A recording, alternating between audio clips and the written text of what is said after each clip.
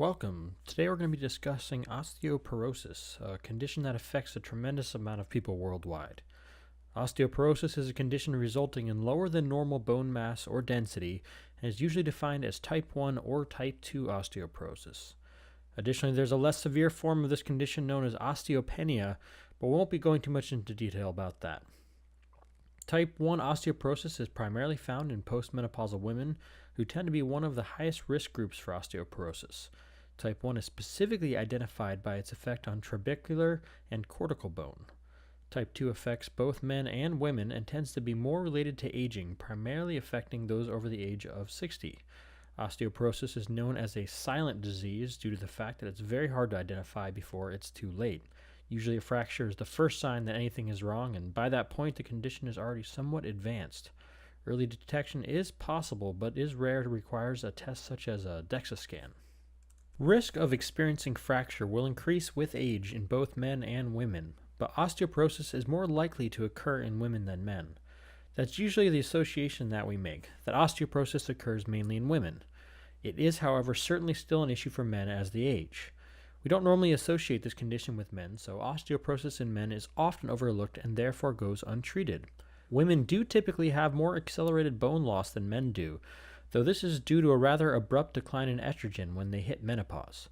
Bone loss in men tends to be a slower process, which means that peak incidence for fracture occurs later in life for men than it does for women.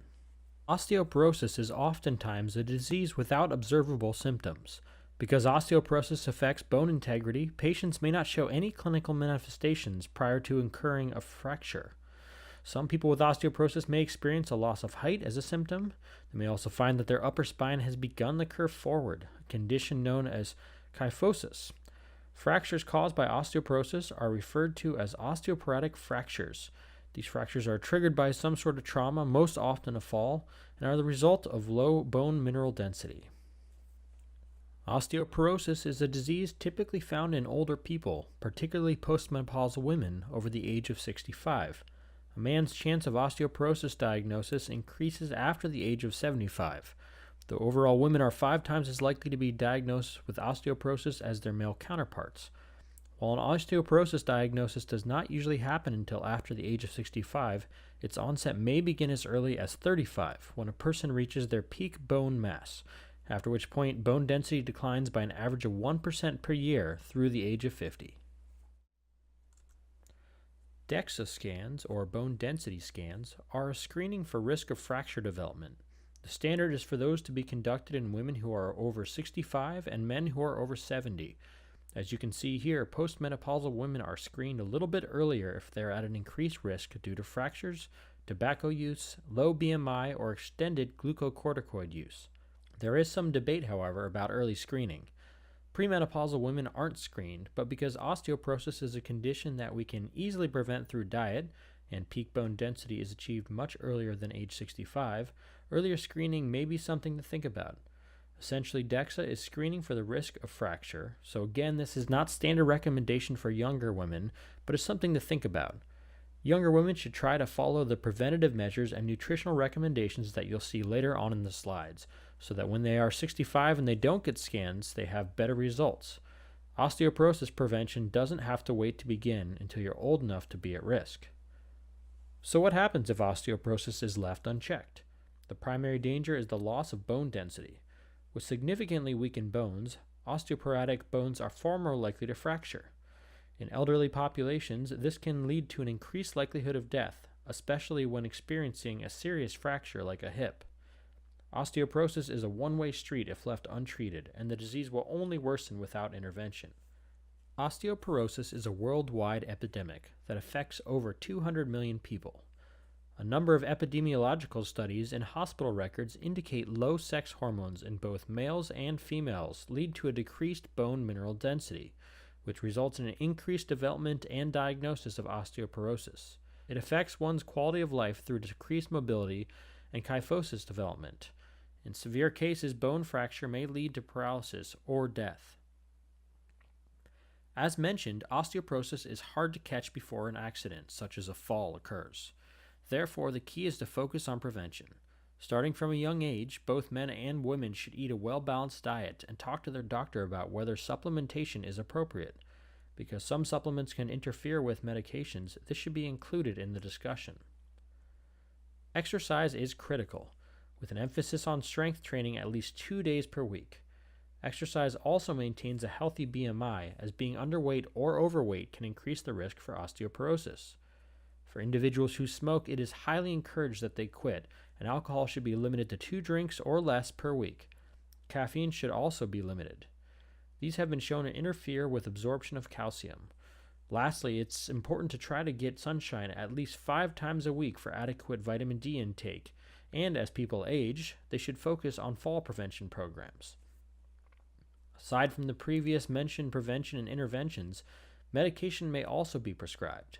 This includes hormone replacement therapy, calcitonin, and bisphosphonates. While bisphosphonates are commonly prescribed, they do require adequate calcium and vitamin D intake. There are many common nutrient interventions. Perhaps most critical is calcium, which is the major building block of bone tissue.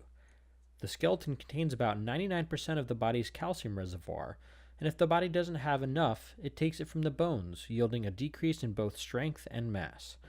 Calcium needs vary depending on age and gender, and our ability to absorb calcium decreases with age, and is dependent on stomach acid. Therefore, older individuals need more calcium. While calcium is often found in foods such as dairy, leafy greens, canned fish, and fruits, it can also be purchased in a supplement such as calcium carbonate, citrate, lactate, or gluconate.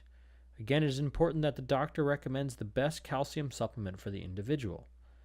Listed here are some of the calcium intake recommendations for different age groups. Recommended calcium intake does not stay the same throughout life, but generally speaking, over 1,000 milligrams per day is recommended. Special attention should be paid to children and pregnant or breastfeeding women. There are many ways to get calcium in our diets, but here are some of the best sources. Milk and dairy products are fantastic sources of calcium for those who can tolerate dairy. Amongst vegetables, dark leafy greens are often the best choices, especially kale, collard greens, spinach, bok choy, and broccoli. Canned fish can be a fantastic source, but sourcing should be paid special attention to. Wild salmon and sardines are great choices. Even some unexpected places, such as oranges, can be good sources of calcium in our diet. In the supplemental form, calcium citrate is the best form for adults, but can be expensive. Another fantastic option is calcium carbonate. Calcium lactate and gluconate can also work. Vitamin D protects the bones and is required for the absorption of calcium. As mentioned before, we can get vitamin D from the sun, but this is dependent on the time of day, season, and location. Vitamin D is naturally found in fatty fish, mushrooms, eggs, and fortified milk and other dairy products. Lastly, both vitamin D2 and D3 have been shown to be good for bone health. There are many other nutrition recommendations that can help support bone health. These include magnesium, about 60% of which is stored in bone, and can be found in leafy greens, yogurt, quinoa, beans, and pumpkin seeds. Phosphorus is the second most abundant mineral in the body and is necessary for bone growth. It works well with calcium to strengthen the bones. It is found in scallops, meat, poultry, eggs, dairy, and other products. Lastly, phytoestrogens, vitamin A, vitamin K, vitamin C, and B complex may also play a role, but evidence is still mixed.